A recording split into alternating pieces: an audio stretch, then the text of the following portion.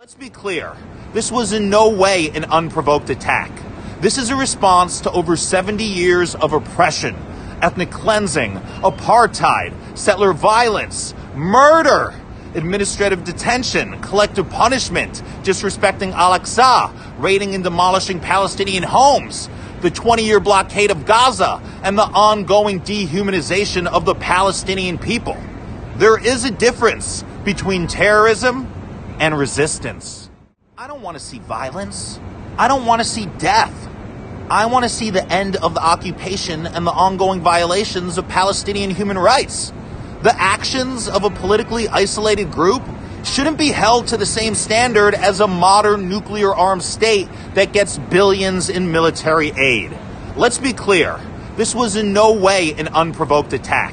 This is a response to over 70 years of oppression, ethnic cleansing, apartheid, settler violence, murder, administrative detention, collective punishment, disrespecting Al-Aqsa, raiding and demolishing Palestinian homes, the 20-year blockade of Gaza, and the ongoing dehumanization of the Palestinian people.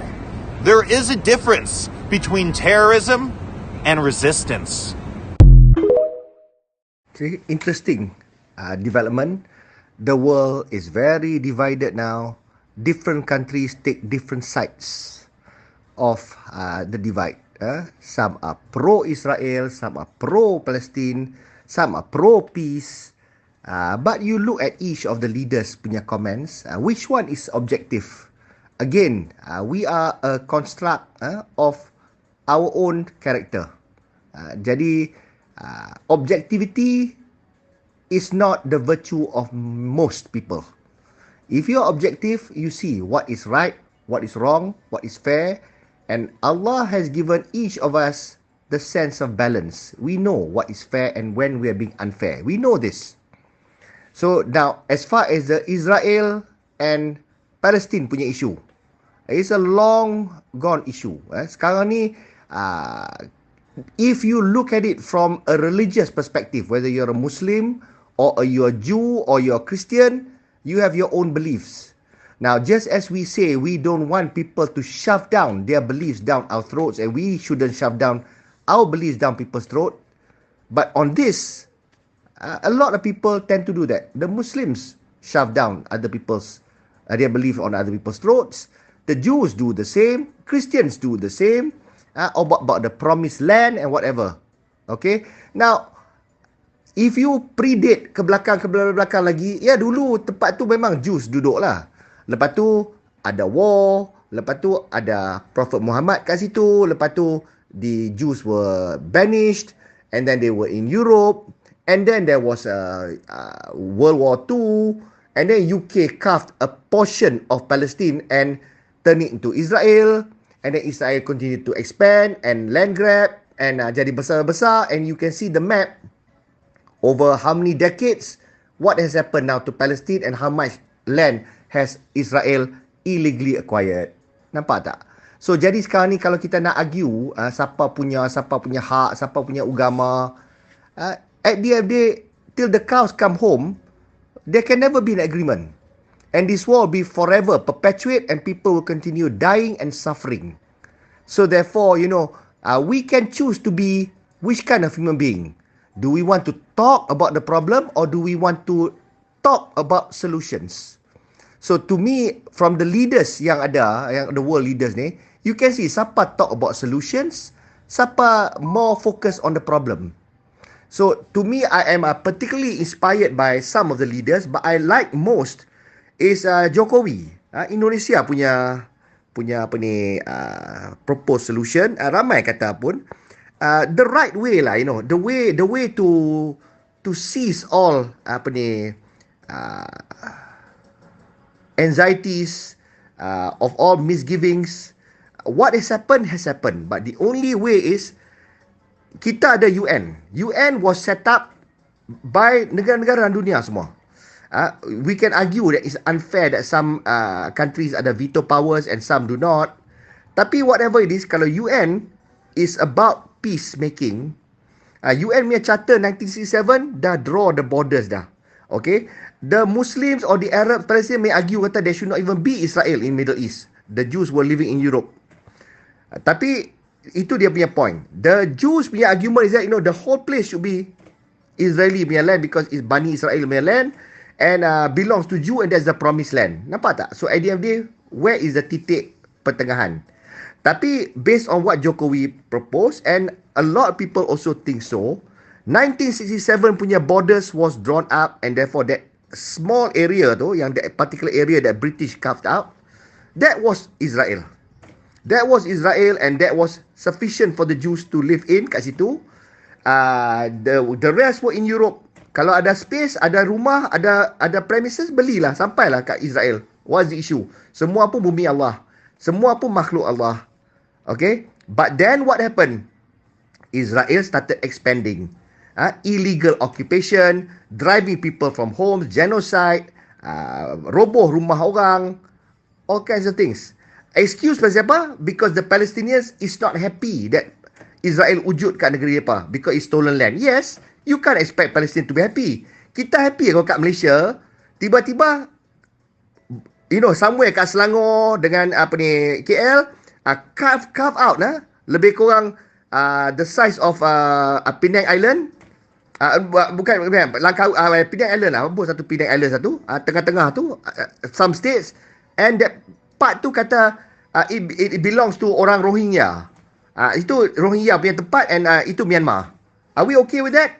Of course we are not happy. Tapi sekarang ni that was war. Israel dah created dah kat situ. Jadi kalau you revert to a two-state solution, that can be a solution. Two-state solution maknanya Israel, their own government, full autonomy. Palestine, own government, full autonomy. The border revert to 1967. Land grab semua patut bagi balik dah. Okay? Palestine tak patut minta balik pampasan pun dah. Done. Bagi balik, draw up balik the map. Revert to that. Only then can people have a glimmer of the sense of justice. Peace can never exist when there is no justice. Let me repeat that.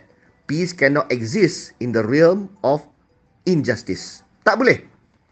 So therefore, what is justice? Kalau kita agree the reference point is 1967, before the land grab, undo that, then, I believe Palestinians can accept that as justice. Israel cannot argue that it's not justice. And bila justice, they can live as neighbours dalam situ and remove all the blockade. UN punya charter should be it.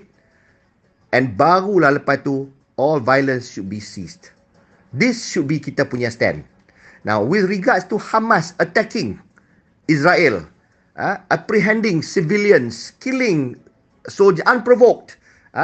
Orang kata unprovoked. Tapi at the end of the day, we know, we should empathize what Palestinians go through. 70 tahun blockade, deprivation of economic deprivations, famine, genocide, tak berhenti, forever, dehumanized for 7 decades. Lama-lama meletuplah, serang. Tapi that is the reason for serang, but it's not an excuse tau. You still kill innocent Jewish family. And on that, I condemn Hamas. You kill an innocent people. And dalam Quran Allah kata apa? If you save a human life, it is as though you save mankind. And if you take an innocent life, it is as though that you have sacrificed mankind. Hamas did that and that is haram, that is condemned. They will go to hell for killing innocent Jewish civilians. Itu salah. So therefore that is wrong. And now what is Israel doing? Israel now responding and also whack and kill innocent Palestinians. Why? Pasal nak hentam Hamas.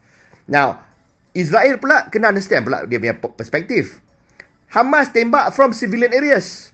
So how do they neutralize Hamas?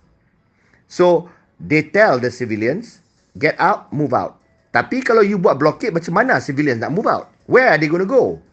So this is another situation. Jadi what Israel should have done, buka or allow Palestinians, civilians to come to their country. Duduk sekejap while they flatten Hamas. They can do that. Tapi instead, dia hentam, dia bunuh civilians. That also, I condemn Israel, IDF, attacking civilian areas, flattening apartments, bunuh orang innocent Palestinian. No different from what Hamas did to innocent punya Israelis. So to me, whose side am I on? I am on the side of innocent civilians, Jews and Palestinians. What did they do wrong? They did nothing wrong. But then they were killed. That is wrong. But you look at what the superpowers doing.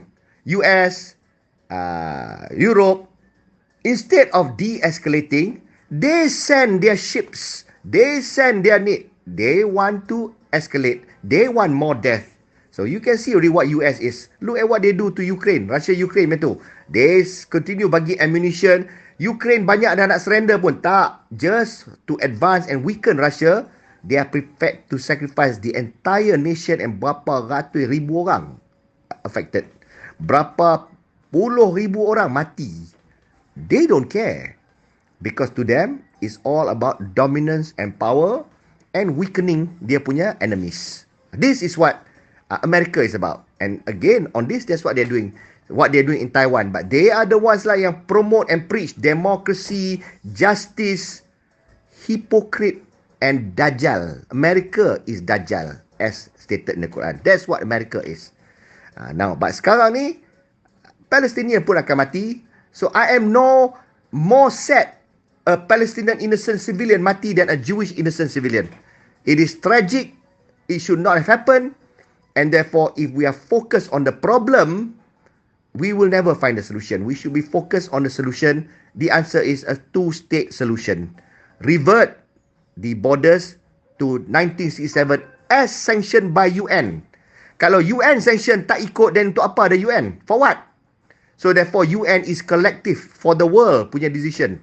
And Israel, kalau US being one of the Security Council punya members, Europe pun ada situ, all the 5 Security Council members should force Israel to follow 1967 UN punya charter. That's it. Follow that, and Palestine should be told, accept that, done. Move forward, or else you lose everything. Accept that, then everybody accept that is justice, and therefore all violence should cease. Kalau semua accept that is justice, that is the solution. Do we have the will and nobility to make that happen? Malaysia tak ada pun, but Malaysia can make a stand. And therefore, kalau PM Anwar make that particular stand that I'm talking about, I can only appeal to all Malaysians. Share that stand. Be fair. Fair to everybody. We condemn what Hamas did. We condemn what IDF is doing now also. That is wrong. But, like I said, peace can never exist in the realm of injustice. Right now, it is injustice. And, Palestinians continue to be dehumanized. Resolve that.